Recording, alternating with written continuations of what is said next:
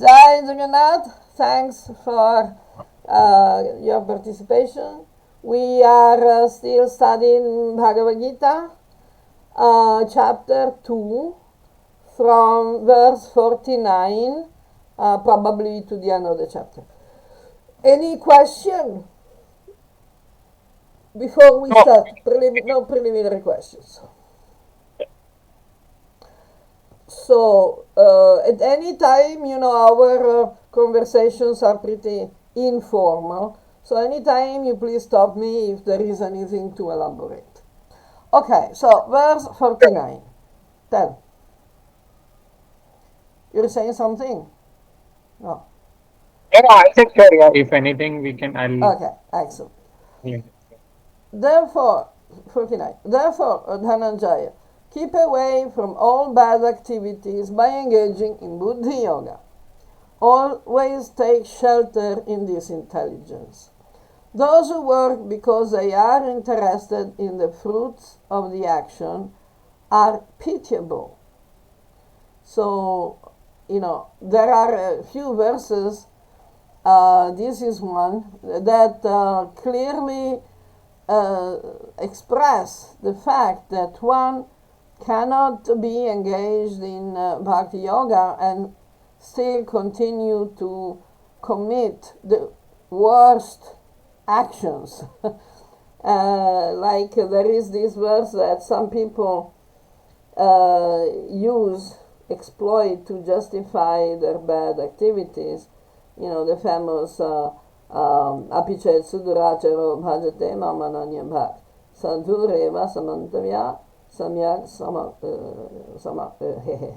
Devastito Hisa means that even that translation is even if he committed the worst actions, my unalloyed devotee should always be considered a sadhu. Okay, yeah, but see, here he's saying, Dhananjaya, keep far away from all bad activities by engaging in Buddhi Yoga.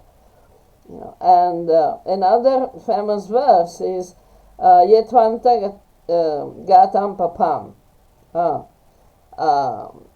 Means all those who have completely abandoned the criminal activities, the bad activities, they can approach Krishna. So, there is some interpretation to give depending on how honest we are. So, let's go to the next one. Those who work because they are interested in the fruits of the action are pitiable because they will suffer. Not always we get the fruits of the action. So sometimes we get, sometimes we don't. So if we expect too much, we'll be suffering.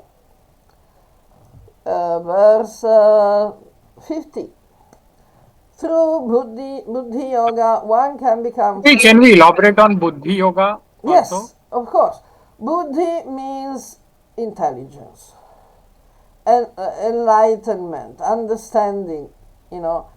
Buddhi Yoga is the has been already presented by Krishna as the equanimity.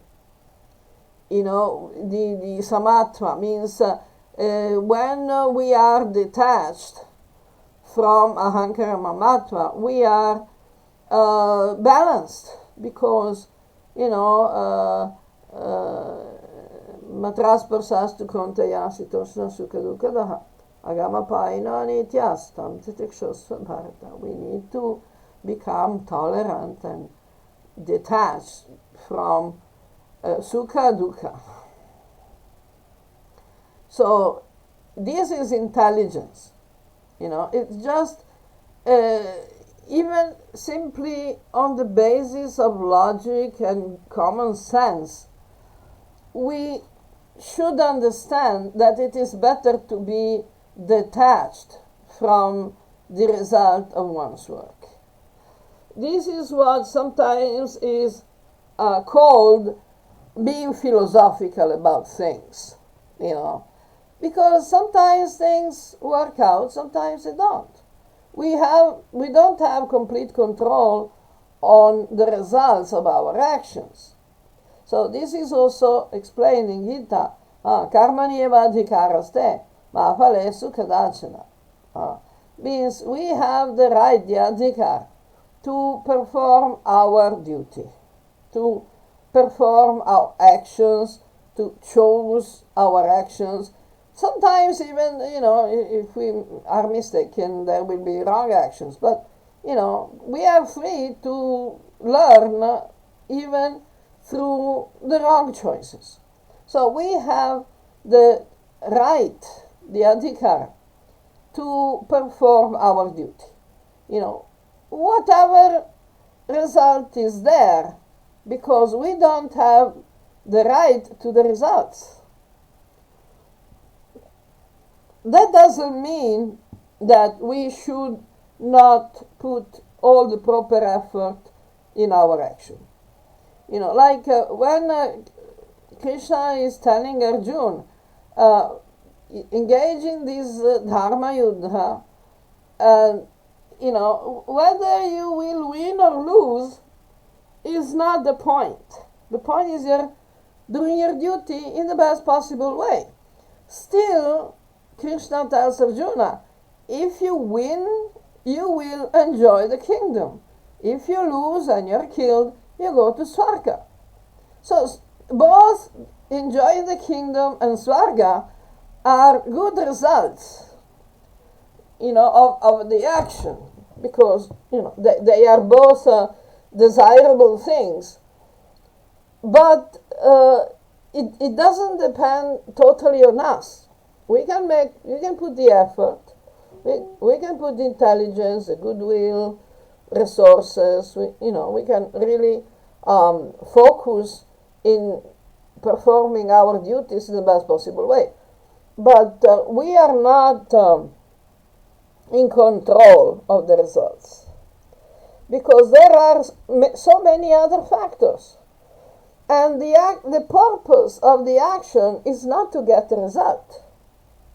Of course, we work towards a specific goal, in the sense that we cook the food so that we can get something that can be eaten. But the actual higher purpose of our actions is to learn, is to become better persons. It's like going to school. Going to school, we are asked to say, for example, solve some mathematical problems.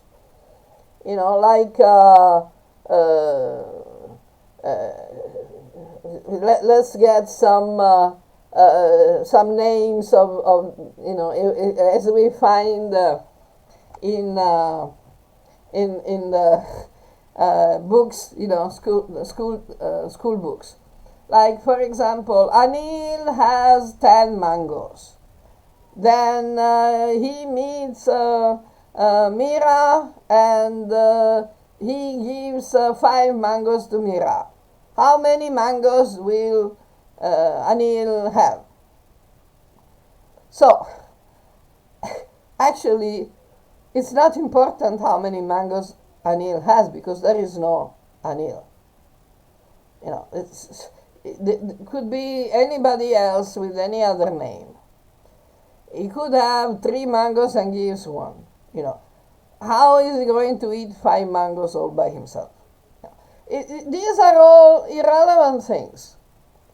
The result of solving the problem is not to make Anil or Mira happy. The purpose of the exercise is to learn subtractions. You are following? Yes. Okay. So this is the same with any action we have to perform in the course of our life. We are required to make choices. We are required to solve problems. And the real point of the problems and the situations that the life gives us is not to obtain something specific but limited. Like, for example, you work all your life to build a house, okay? Then your house is destroyed by the cyclone. What are you doing? You learned how to build a house. You have some land, you can do something else with the land. So the purpose was not building the house. The purpose was engaging in your work, and you use the house for a certain number of years, and you did whatever you had to do for your life mission. Then things change, because we all, anything that we have in the material world, on the material level, we are going to lose it. There's no way we can keep it. So we lose our possessions, our relationships, even our body. So what's the point? The point is that we use all these temporary things while we have them for a higher purpose, which is to become better persons, to create good karma, to help other people, good people, to progress in our realizations, and so on. Is that clear? So, this is... But yes, tell. but the explanation what we get for this Buddhi yoga, it sounds similar to Karma yoga, that you It's remain the same. equanimous and Yes. okay. Because it is the same. Now, yoga is one. When we go on in Bhagavad Gita, we see that Karma yoga is also, you have to see yoga as one path. There are not different types of yoga. Okay.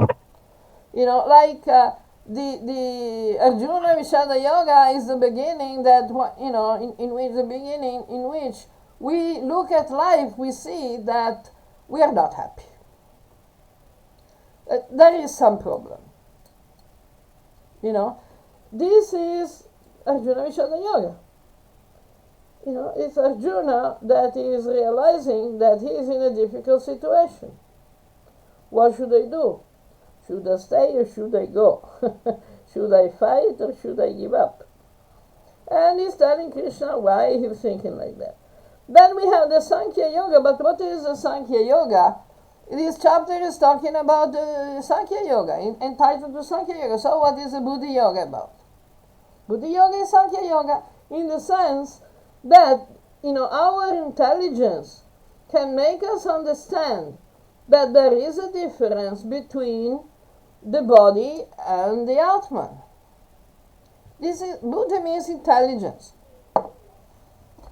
Then we have the Karma Yoga. And the Karma Yoga is it's Buddhi Yoga because we need to learn how to work without being attached to the action. And this is exactly what Krishna is saying here.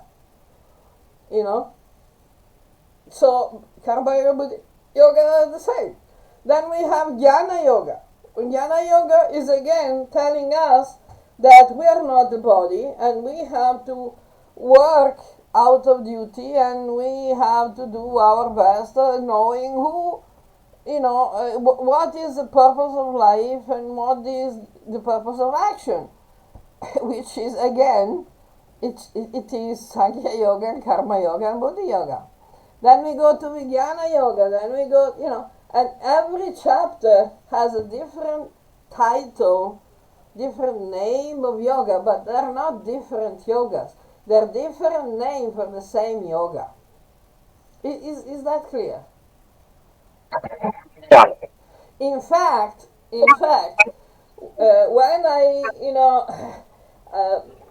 when I speak about yoga, especially in my more recent presentations, I realized that we need to present yoga, tantra, and bhakti as one path only, not just yoga. The different approaches to yoga are the same thing, are the same yoga. There is a friend of mine, Gayatri Devi, who he has a big yoga center in Italy, and she one of the founders of the International Association of Yoga, Federation of Yoga, and whatever. So her she's calling her yoga style Paripurna Yoga. Of course, a Paripurna Yoga is not a different type of yoga, it's a complete yoga. Complete means that is the nature of yoga itself, to be complete. So this is why Bhagavad Gita, Krishna is always speaking of yoga, but under so many names, so many definitions. And so I am also presenting yoga together with Tantra and together with Bhakti, because the three cannot be separated. Yoga is not standing without the mantra, without the Swadhyaya, without the Ishvara Pranidhana, without the Karma Yoga, the Bhakti Yoga, without the worship of the Parabrahman. Because, otherwise what is yoga? How many times in Gita Krishna is explaining, is talking about things that we usually attribute to Bhakti or to Tantra. Because Tantra and Bhakti are the same path as yoga. And the same way, yoga needs mantras, and mantra come from Tantra. You cannot, especially the Bija mantras, and the dhyana about the various deities, specifically Vishnu, Shiva, and Shakti, they come from the agamas in Tantra. And what to speak of Bhakti? Yoga without Bhakti is not just standing, because this is very clearly explained in Bhagavad Gita and by Patanjali as well. And, Tantra without Bhakti simply doesn't have any sense. And so Bhakti has to work with yoga and Tantra, because otherwise it's just a very superficial, sentimental, devotion, like Prakrita Sahaja. You take away the mantras, the dhyana, the jnana, and the sadhana from bhakti, what do you get? Nothing. Little cute Krishna, little baby Krishna, how nice. That's not bhakti. That's the same type of bhakti that people can have for, I don't know, Harry Potter, whatever. That's not bhakti. That's not serious. You understand what I'm trying to say? Yeah. Excellent. Does that answer your question? Yes, yes. Okay, fantastic. Any other question from this? No. No, we can go We ahead. can go ahead. Through Buddhi Yoga, one can become free already in this life from both bad and good. Sat, asat. Where is that? Sukrita, dushkrita. The bad actions, the good actions.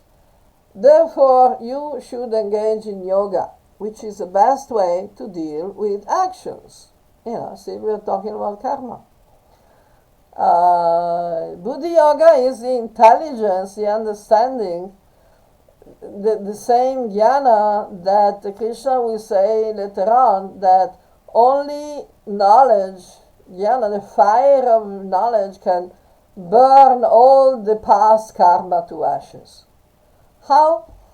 Knowledge of what?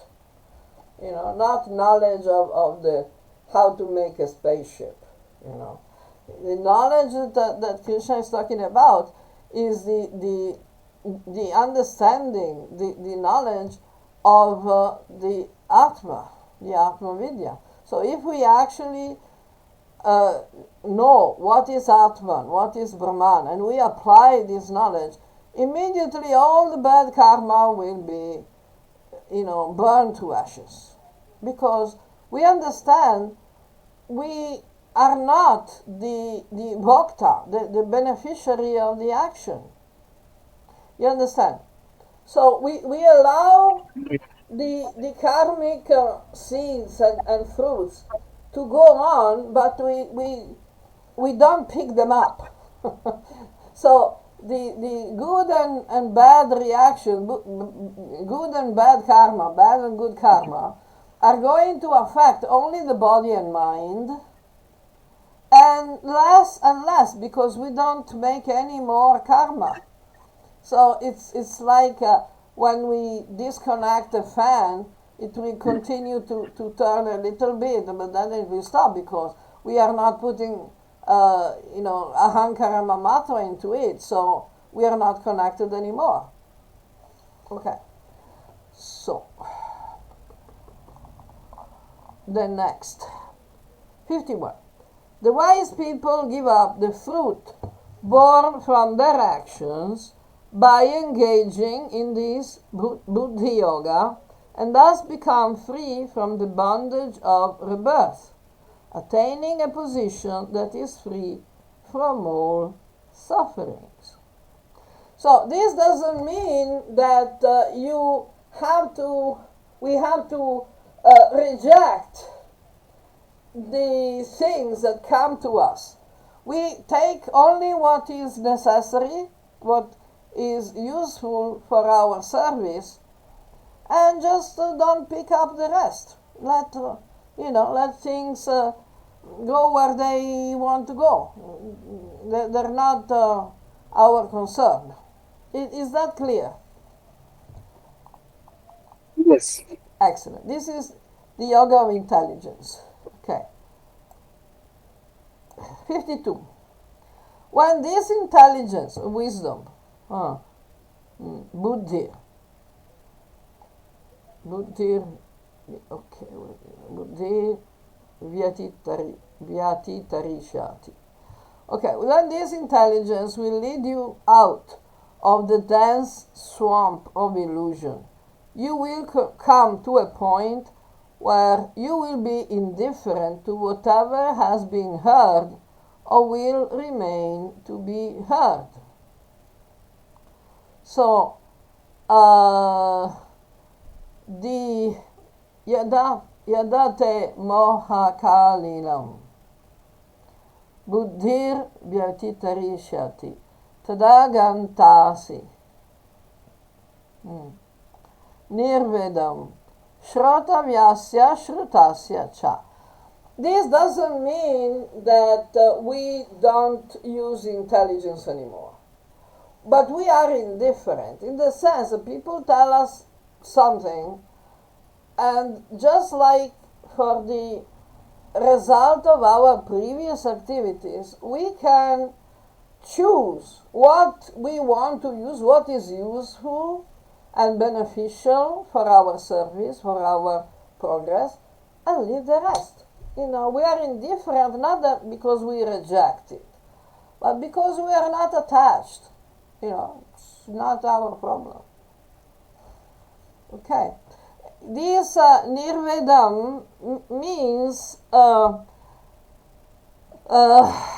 lack of care, lack of, what to say, we are not really interested personally. We are not invested in knowing these things, because we are free from ahankara mamatra. These things don't belong to us. We can just, take what we need and leave the rest. Okay. 53. When you are stable in your consciousness without being confused by what has been heard, then you will achieve the yoga where the intelligence does not waver from samadhi. Okay, these two verses can be misinterpreted by people to mean that one should not care for knowledge. It is not true. We need to examine what people are telling us, what will be heard, what has to be heard. But we remain detached, we remain unaffected, maybe it's good, maybe not. So we use intelligence to understand what is good and what is not. This is called viveka. Viveka is the discriminating intelligence that will make us understand what to do and what not to do. Pravrittincha nivrittincha. Right? So we still have to make choices, we still have to evaluate the situations, we still have to listen to what we hear, what we can hear, but we are not anxious about following this or that. We are intelligent enough, to understand ourselves, swadhyaya, to Atma Vidya, to understand from our heart, from the Paramatma in our heart, from our realization, what we should do and what we shouldn't do. Is that clear? Yes. But I have a question on this. sure, perfect. As you said that we should not draw conclusion that we should not aspire for knowledge. But this is slightly confusing because Yes. at one place we say that we should aspire for knowledge, and in I think the Bhakti Rasamrit Sindhu also Rup Goswami says that which you often quote, Shruti Smriti Purana, that verse. Yeah, yeah. And this one here, it is saying that once you reach that platform, you are not impacted by whatever you've heard or whatever you've read exactly. during the Because you're not attached to the letter of what you hear or read. The point is that we need to use our intelligence to understand things. Many people, come to believe that religion is about faith. And this, unfortunately, is coming from the Abrahamic mentality. Because in Abrahamic religions, you need to believe. You need to have faith. It doesn't matter if you understand. It doesn't matter whether it makes sense or is totally preposterous. You just have to believe. And this, unfortunately, many people apply to Hinduism as well. They surmise that we need to believe. But this is not a fact. We need to get the knowledge, means studying the Shastra, like Shruti Smriti Purana, Pancharatra, etc. But we don't have to get stuck there. If we go on, I think in chapter 3, Karma Yoga. Anyway, there is a verse that, in which Krishna says, Veda Vada Ratha. Those who are attached to the discussion of the Vedas, they don't see anything else. They get stuck. So they believe that if they make all the rituals and ceremonies and everything, it's sufficient. They're being nice and religious and great devotees. No. If we don't really understand Bhagavad Gita, if we don't really understand the Shastra and Jnana and the knowledge and the purpose of life, the purpose of devotion, we don't have clear vision. We are not stable in the Shastra Praman, with the Shastra Chakshu, then we are not really established and fixed in the self-realization. It's a fine line. It's a fine line, but it is so important. Because, on one side, we have ignorant people who think that whatever they do is good, as long as I believe in Jesus or Krishna or, Muhammad or whatever. On the other side, we have people who think they have already attained perfection of life just because they have read the books. And they are, applying the rituals. Both positions are wrong. We need both things. Like when Krishna is saying that whatever has been heard, without being confused by what has been heard, it means that if you hear too much without progressing properly and applying what you studied, you get confused. If we shouldn't read the books, why should we read Bhagavad Gita even?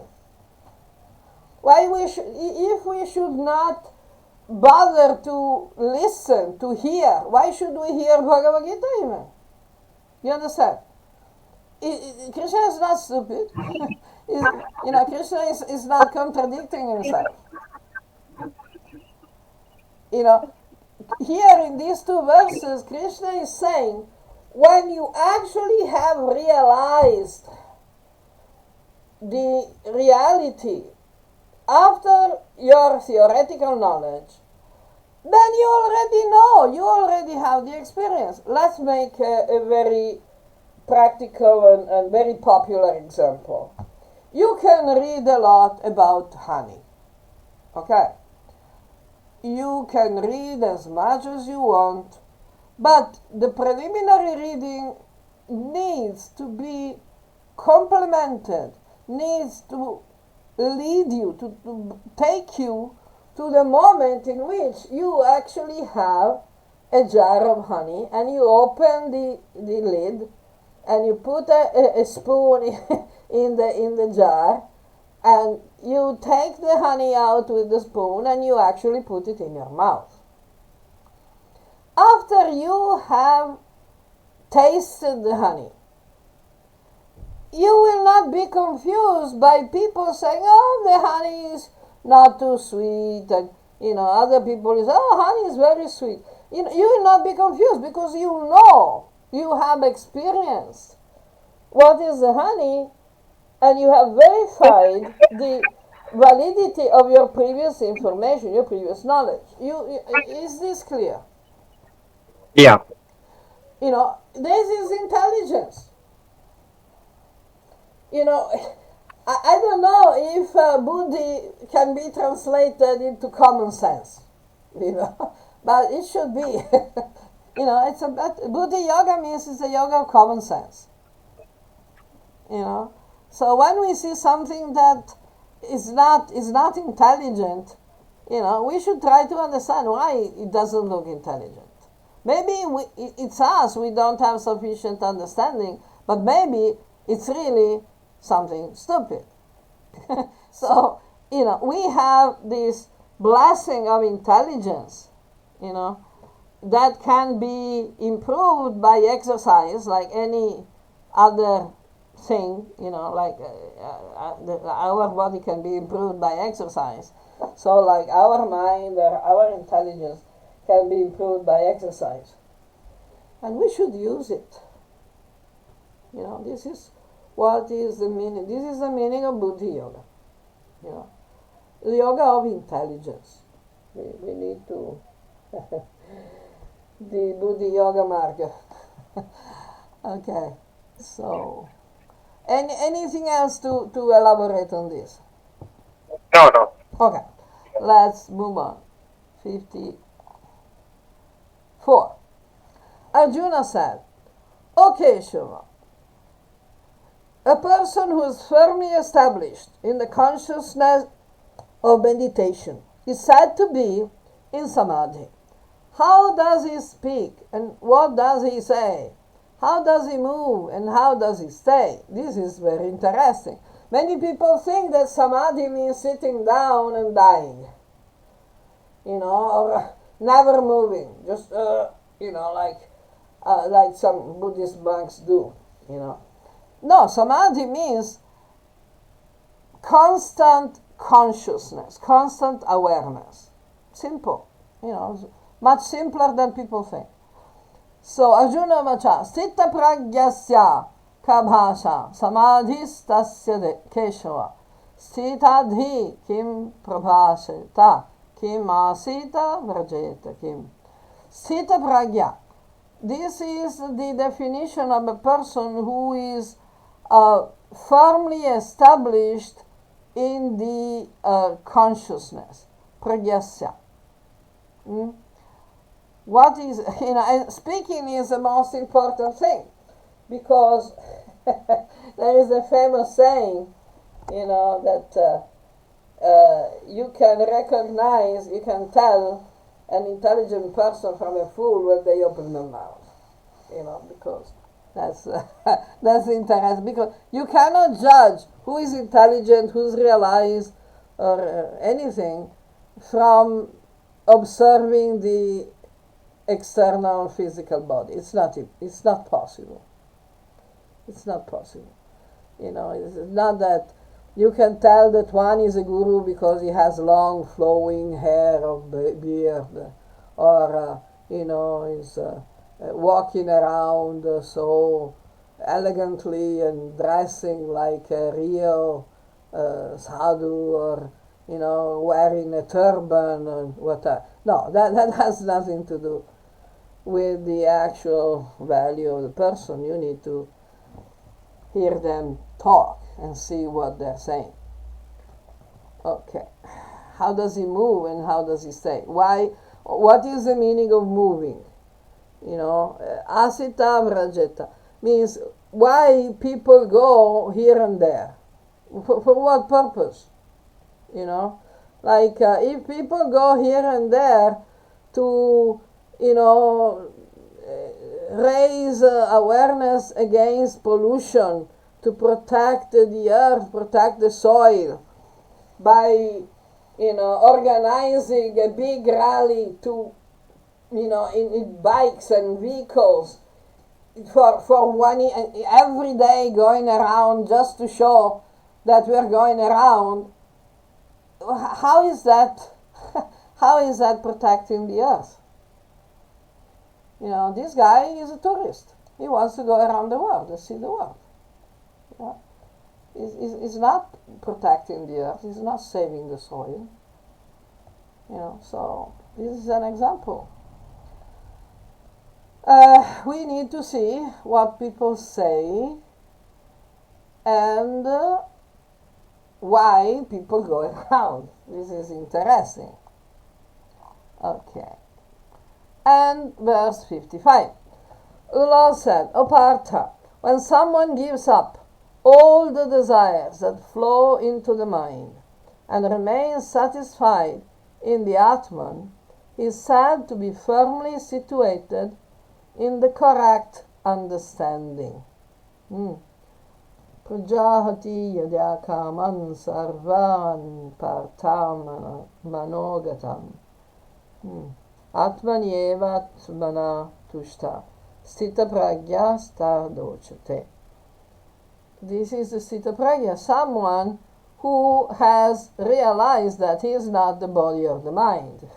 So the mind can bring up so many things. Okay, just not attached to the desires of the mind and remain satisfied in the Atman. So whoever is not teaching that we are the Atman and not the mind or the body, we should know if he's Sthita Pragya or not. Many people go to gurus to get blessings for material benefits. And the guru's purpose is to explain their disciples, their followers, the students, the people who approach them, is to tell them, to give them the actual Atma Vidya. To teach them to be satisfied in the Atma, not to say, yes, I give you the blessing, you become rich. Give me half. That's not a guru. You understand? That's not a Sthita Prajna. So this is difficult to digest for many people because, all the, human beings in the world, in any culture, any religion, they approach God to ask for something, Like Krishna saying in Gita, Artha Jigyasu Rartarti. But the best is a Jnani. The Artha is someone who's suffering, who wants to be liberated from the suffering. Jigyasur is someone who wants some knowledge, some understanding. He doesn't know what's going on. He's curious. Jigyasur, inquisitive. Artarti, someone who wants valuable things. So this is normal. People approach God. But what is the job of the guru? The job of the Sthita Prajna is to understand that happiness cannot be found outside. We are all looking for happiness, but happiness is inside. We are Satchitananda, just like Brahman is Satchitananda, Paramatma is Satchitananda, and Bhagavan is Satchitananda. So if we really realize that, beyond the material identifications and attachments, we can really be Sthita Prajna. You can really become happy. So, this is the purpose. Remain satisfied in the Atman. Okay, let's go 56. A person whose mind is not distracted by suffering or joys and remains detached, free from attraction, fear, and anger, is called a Muni who is able to maintain a steadfast meditation. This is again why the Sthita Prajna is not distracted by sufferings or joys, because he's not attached. Because he knows that the purpose of life is not ahankara mamatva. And he finds the actual happiness in the Atman, in the Brahman, Atma Rama. Atma Rama munayonir granta pirukame. Kurvantiya haitukim bhakti mitham bhuta. Guno hari. So one can be a devotee, actually one can be a devotee only after attaining this level. Everything else, whatever devotion has not attained this level, is just a preparation. Like Krishna will say, I think chapter 18, verse 54, Brahma bhuta prasannatva nasochati nakankshati samak sarveshu bhuteshu mad bhaktim labhate param. At that point, we can actually attain the spiritual bhakti, not the material bhakti. Material bhakti is before. Now we get to the level of Atma Vidya, Brahma Vidya, Brahma Bhuta, the consciousness of Brahman, the Sthita Prajna, and then we can attain the actual spiritual transcendental devotion. Is that all clear? Okay.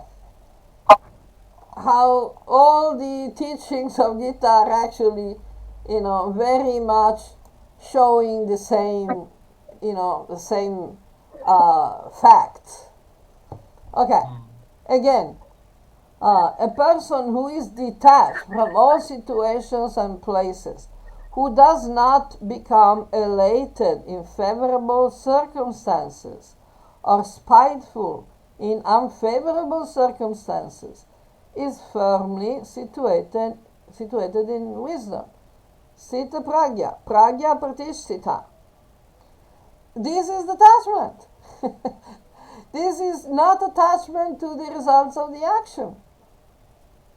Means I've done my best, whatever the universe is giving me, I will use it in the best possible way, and I'm happy because I'm happy inside. I'm happy in the outcome.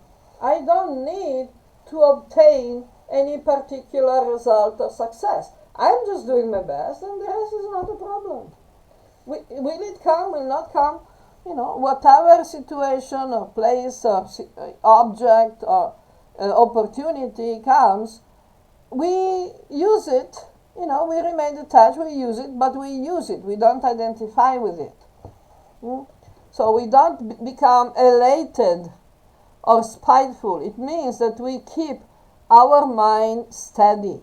Our mind is not distracted because all joys and sorrows, all favorable and unfavorable situations are temporary. They have a beginning and the end, and we need to use them properly, tolerating and, using them properly and doing our best to contribute to the universal community, which is God, which is the Virat Rupa, which is a form of Krishna.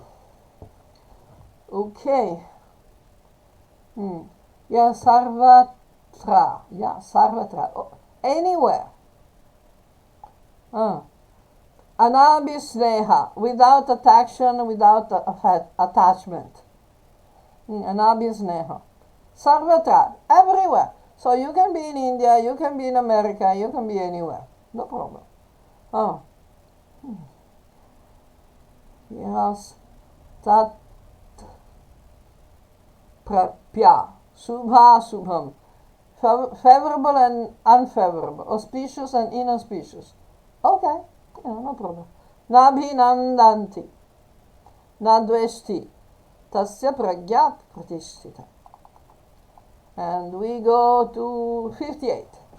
A person who completely withdraws the senses from the sense objects, like a tortoise or turtle, withdraws all its limbs inside the shell, is firmly situated in wisdom.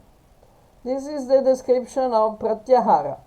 Pratyahara is a preliminary step before dharana. Yada sangharane chayam kurmo angani va sarvasha. Angani va sarvasha. The kurma is the tortoise or the turtle. We have the kurma avatar. Okay. And 59. The embodied soul may keep the sense objects at a distance and reject them, but he can give up the taste for such objects when he sees or finds the supreme, which is something that has a higher or better taste. This is also a famous verse. Vishaya vinivartante niraharasya dehina tasyavarjam rasavarjam rasopyasya param drishtva nivartate.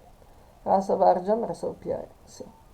So this means that simply rejection of the sense objects is not sufficient, and it's not even useful.